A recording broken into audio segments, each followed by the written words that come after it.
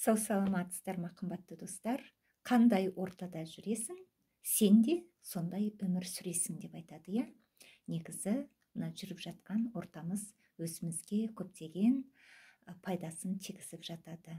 Сондықтан да негізі алып қарайтын болсақ, мына танымал адамдар жөнінде кинодарды көп көруге негізі кеңес беріп жатады, иә? Олардың өмірлері жайында жазылған кітаптарын оқуға, және де ол адамдарды тәрбиелеген ата-анасы жөнінде, ата-бабалары жөнінде көптеп оқуға негізі кеңес беріліп жатады.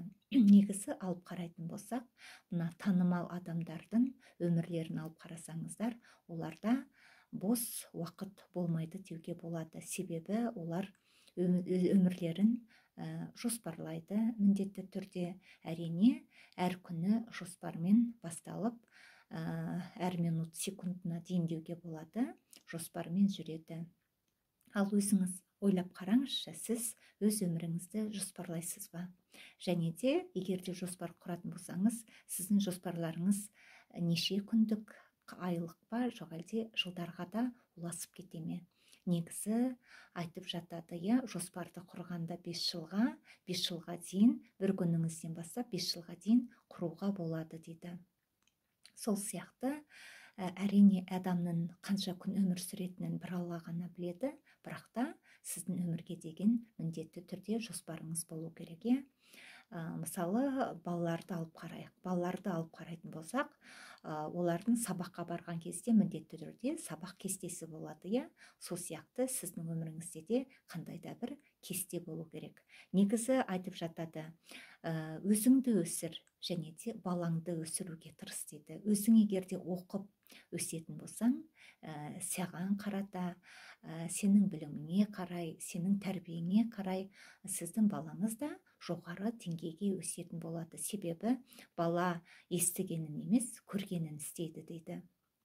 Сондықтан да, егер де сіз айта шешен болады, көріп көсем болады дейді, иә? Сондықтан да көсем балаларды тәрбиелеп шығам десеңіз, әрине сіз өзіңіз көптеген істерді көрсетіп балаңызға, әдемі өмір сүруіне көптеген көмегіңізді тигізуге болады. Әрине білім алу керек, оқу керек бала деген. Сондықтан да балаңызбен бірге отырып, осыдан тәрбие алуға болады-ау деген киноларды көрсетуіңізге болады. Мысалы, мықтылықты көрсететін, төзімділікті көрсететін, биіктерге шығып, шыңдарға жететін, өзінің арман мұратын, мақсатын алға қоя білетін, соған жете алатын мақсатына, мұратына жететін адамдардың өмірі жайында кітаптар оқып беруіңізге болады. Сол сияқты балаңызды бүгінгі күннен тәрбиелеңіз, себебі ертеңгі өмірдің не қалай болатынын білмейсіз. Міне өзіміздағы Түркияда болып жатқан зілзалаға қарап, біраз ойланып та қалдық, иә? Бүгінгі отырған адам ертең жоқ болып жатыр, жиып терген ақшалар мешокпен қалып жатыр, оны да көріп отырсыздар.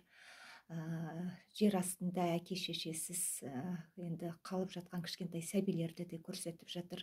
Олардың ертеңі не болатынын да білмей жатқан бар. Сондықтан да барлығын бір Аллаға тапсырып, бірақ та өз өмірлеріңізді жоспарлауды ұмытпаңыздар.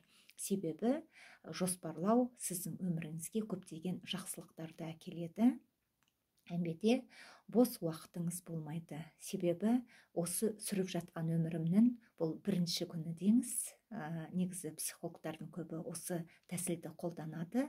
Және де қанша өмірім қалды екен деп, сол өмірде жақсылық жасап кетейін, сондықтан да менің бүгін жақсылық жасайтын күнім деп, жақсылық жасайтын бірінші күнім деп, әр күніңізді жақсылықпен бастаңыз. Сау саламатта болыңыз. Сізбен бірге болған Айжан Исламқызы.